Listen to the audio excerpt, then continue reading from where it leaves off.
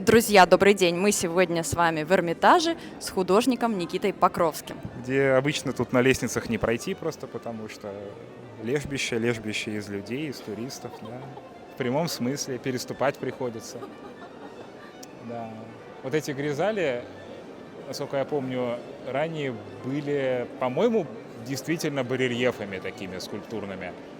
Но потом, по-моему, после пожара их уже восстановили, в виде такой вот как бы объемной живописи. Вот можно не спеша, да. Такое кондовое русское барокко, такое вот немного дикарское, немного, в этом как бы есть шик свой. Кадр из фильма «Вечера на хуторе близ Диканьки» был здесь снят, когда, собственно, как же его звали-то, казак-то просил у царицы черевички, это вот было здесь примерно, когда он на черте в Петербург отправился. В Руси ведь не писали картин, была иконопись, поэтому эти портреты, они такие умилительные немного, то есть, на куколок похоже немного натура. Вот, по-моему, вот этот самый примечательный портрет. Это уже такая европейская живопись. Такая хорошая, профессиональная. А вот эти портреты, они такие вот как бы, умилительные какие-то. Да? Если ты помнишь мои работы, они прям играют на свету мазками вот этими, да, всеми объемами. Эта живопись, она практически плоская, она как печать. Вот под игрой бликов, если посмотреть.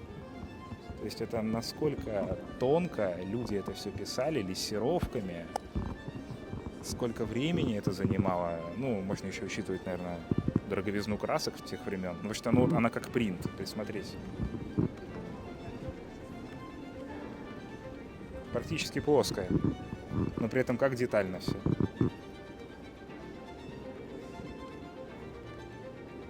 Пускай это написано на дереве, да, мы не видим холста.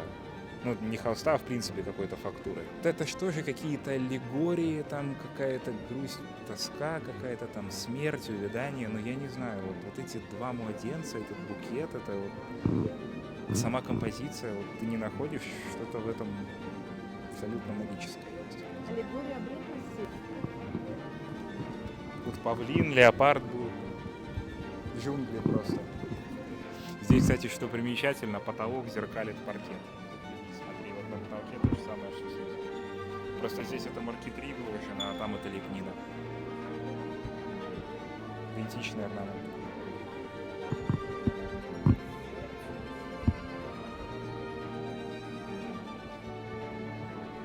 Как же все-таки монархия? Фонтан, собственно, в том состоит, что вот капелька накапает. А вот это он действующий, да? Да, это он так и работает.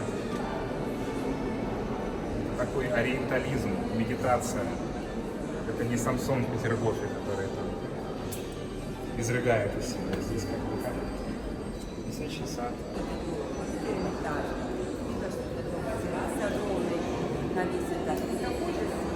Малахит — это очень пористый камень. То есть из цельного его куска невозможно сейчас оставить, потому что его кусочки, они, малюсенькие абсолютно. И вот это все покрытие — это мозаика, затертая малахитовым песком вот этим. То есть видны стыки. Но настолько филигранно это все подогнано друг к другу, что мы воспринимаем это как цельный камень, а это мозаика. И каждая вот эта пластина вырезана по форме. Мы даже не видим, вот блики, они ложатся идеально, не видно вот этих стыков. Ощущение, что это отливка какая-то, да? Оно же все из мельчайших, как фарфор, когда разбиваешь, да, потом склеиваешь, и видны трещинки. Здесь ровно то же самое, это не цельный камень. Он еще как губка, он очень пористый. Вот такая штука. Я в свое время здесь очень много бывал, поскольку лет, наверное, 8 назад я активно принимал участие в олимпиадах по истории искусства. И в том числе в Олимпиаде по истории итальянского возрождения. Вот все привыкли, что Ренессанс — это у нас Леонардо да Винчи, Микеланджело, там Рафаэль, Тициан. Но это его высокая стадия Ренессанса. То есть ему, вот этому какому-то расцвету, предшествовали еще 3 периода.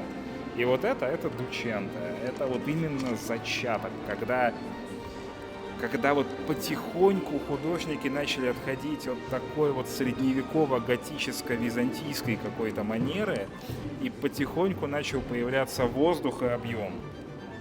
Это вот, видим вот эти арки, да, готические какие-то. Вот.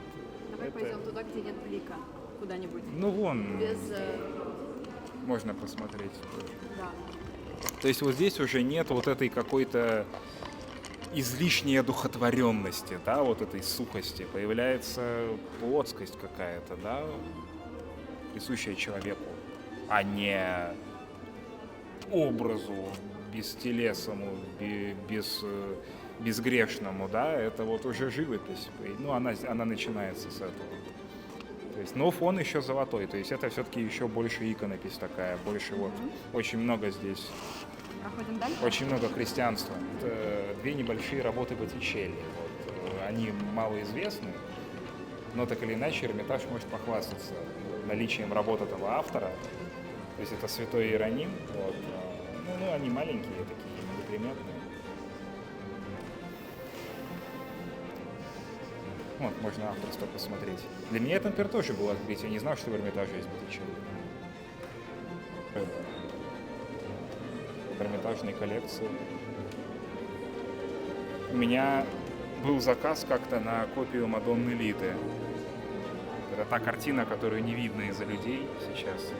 Это же даже не выглядит как живопись, это как вот какой-то рисунок. То есть это же Возрождение — это не только вот такая живопись, да, ведь она может быть и более какой-то страстной.